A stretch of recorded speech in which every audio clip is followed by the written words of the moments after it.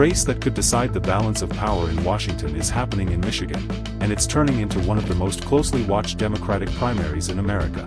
With just days before the August 4th primary, two very different Democrats faced off in a high-stakes debate that could shape not only Michigan's future, but the future of the U.S. Senate. On one side is Congressman Haley Stevens, a mainstream Democrat backed by party leaders like Chuck Schumer and Governor Gretchen Whitmer. On the other is progressive candidate Abdul El-Sayed, who has earned endorsements from Bernie Sanders, Alexandria Ocasio-Cortez, and Rashida Tlaib. The question now is simple: which vision do Michigan voters believe can actually win in November? Right from the opening moments, the contrast couldn't have been clearer. Stevens highlighted her government experience and took a direct shot at El-Sayed, saying this race isn't about celebrity politics or outside influencers, it's about putting Michigan first.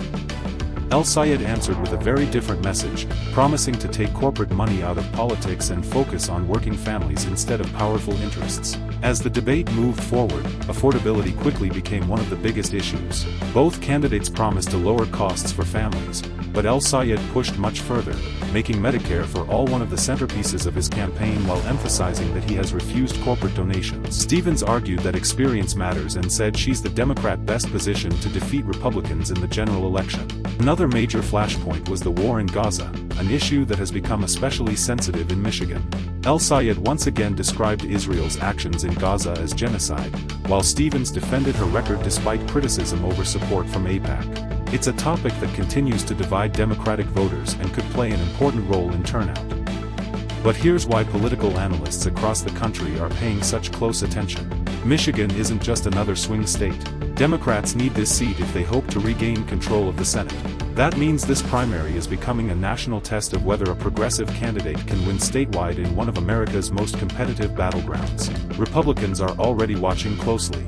Former Congressman Mike Rogers, the likely Republican nominee, has publicly suggested he would rather face El-Sayed in November, calling him too radical for Michigan voters. Democrats, however, argue that Republicans label nearly every Democratic candidate as radical, regardless of where they actually stand.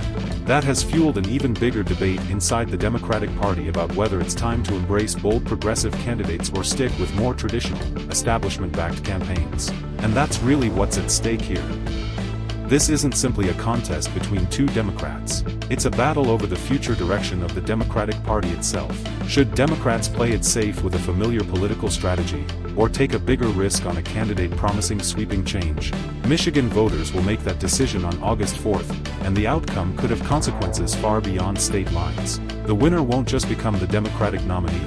They could play a major role in deciding who controls the United States Senate after the 2026 election. One primary. Two very different visions. And the entire country is watching to see which path Michigan chooses.